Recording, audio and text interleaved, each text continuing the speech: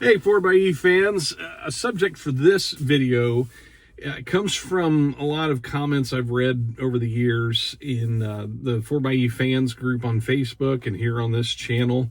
And a lot of people ask the question, like, if down the road, if you're looking out 10 years down the road, if the 4xe isn't sustainable, like if you can't put a battery in it or it's just too expensive to put another hybrid battery in it, if you have repeated issues like a lot of us have had with different components like the electric coolant heater and the coolant pumps and those kind of things that are going bad, could you feasibly convert a Wrangler 4xe into a regular gas-powered vehicle? So let's walk through some of the problems you'd have to address to be able to do that. I don't think any of these make the concept not feasible.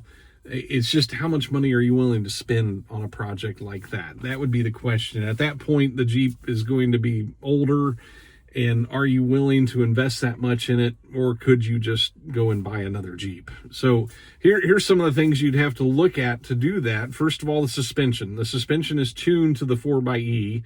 The distribution front to rear is different in the 4xe than in other Jeep Wranglers.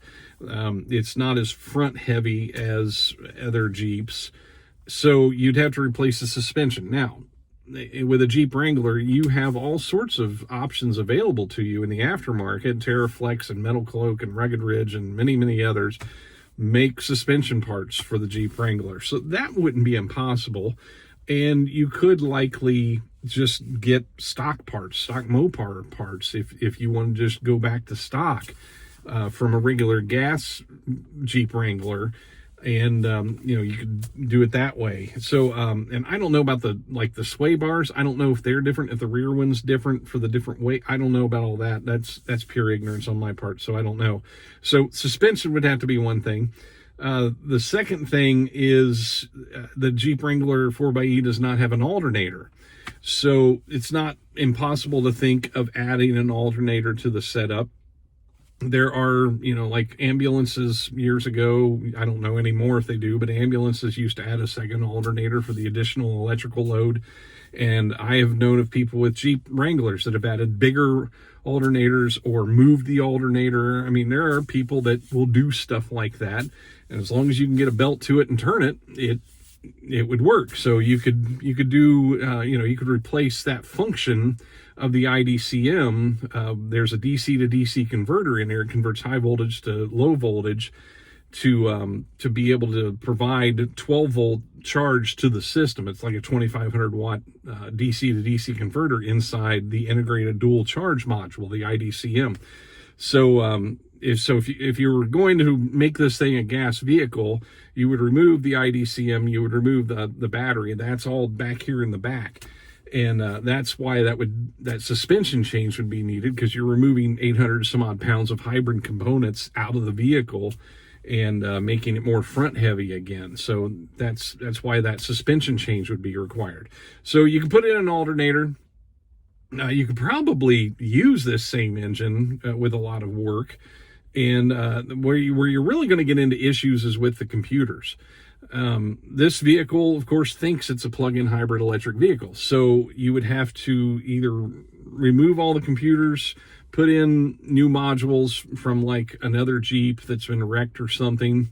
That's feasible. You could probably do that. You could probably make that happen. You would also very likely have to replace the transmission, because the ZF transmission that's in the Wrangler 4xe is a hybrid transmission. It's got the electric motor on the front and a couple clutches both in front and behind the transmission, and there's no torque converter. So you would probably have to replace the transmission, at least to the T-case. Everything from the T-case out should be the same, so there shouldn't be any need to do anything beyond that. So the question really is all that worth it? Would all that be worth it? Especially given at that point, are you talking about a 12, 15-year-old Jeep Wrangler? And is it worth that much of an investment to do it, to do all that work and make it into a gas-only vehicle? I don't know. I don't know if it'd be worth it or not, but when you have a good Jeep, you have a good Jeep. So it does kind of make you wonder if that wouldn't be a good idea. So now on the other side of that, there have been people that have questioned, could you go ahead and fully electrify a Jeep Wrangler 4xe? So let's go through what you would have to do that. First of all, the electric motor in the transmission is only like 130 horsepower. It's not a very strong overall compared to the full power capability of the vehicle. It's just not that strong. I have had times when I'm off-road that I like to do as much as I can in electric, but I have found there are times that motor just isn't enough on its own. And I recently had an obstacle that we went through down at Red River Gorge that I was trying to do it in electric mode. I just couldn't get the power out of it to do what I wanted to do. Had to start the engine and get everything involved. So that electric motor it could work. You could drive around day to day with that limited amount of horsepower, depending on what you did. But it wouldn't be nearly as strong as it can be, and as a regular gas version would be.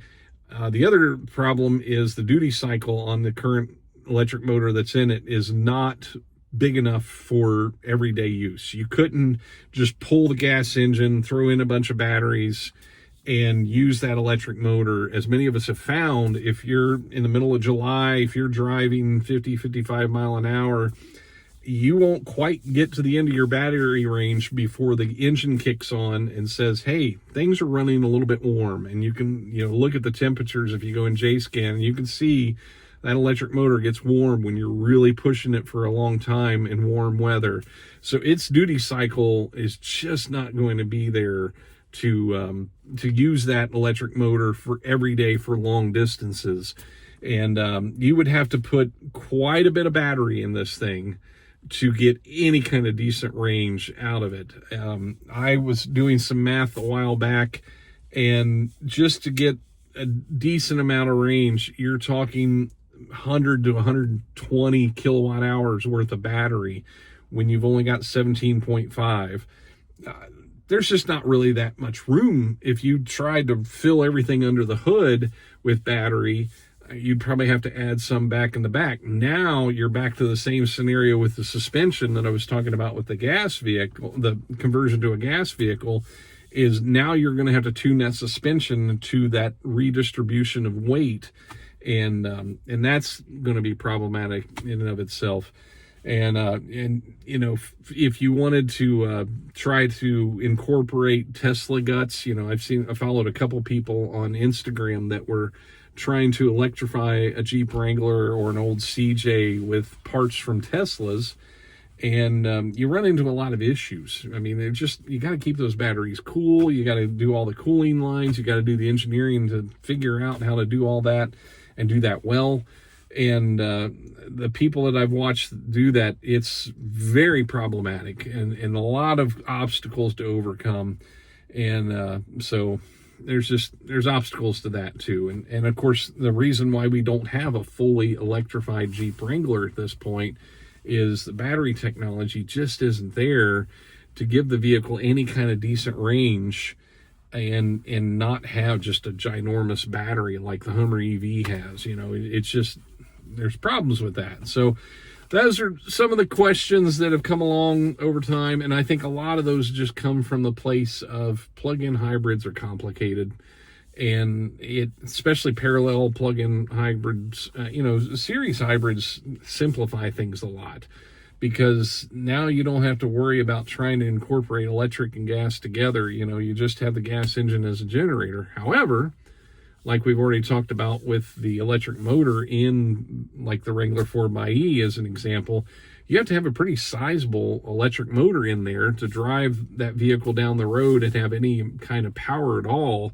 So to even go to like a series hybrid, you'd have to kind of like readjust some things and work that all out. And thus the reason we have the 4xe as it is today is because this is the technology that's available to us today. And Jeep, I feel, did a really good job of designing that. I have been frustrated with some of the parts suppliers that supply parts to Jeep, and I think Jeep needs to hold them more accountable for more quality parts.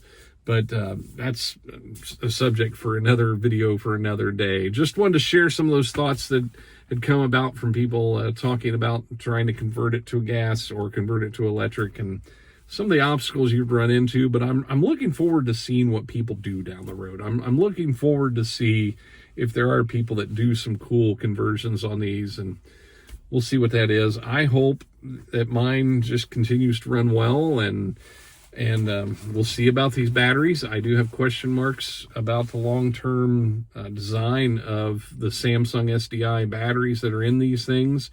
I think we have a design issue, and we will see. I hope Jeep backs these things up down the road, or Samsung or somebody. I hope we don't see a whole bunch of these things heading to scrap yards just because of a poorly designed battery. And so we will see about that. But just wanted to share some of those thoughts. What are your thoughts? Leave them down in the comments below. Thanks for watching.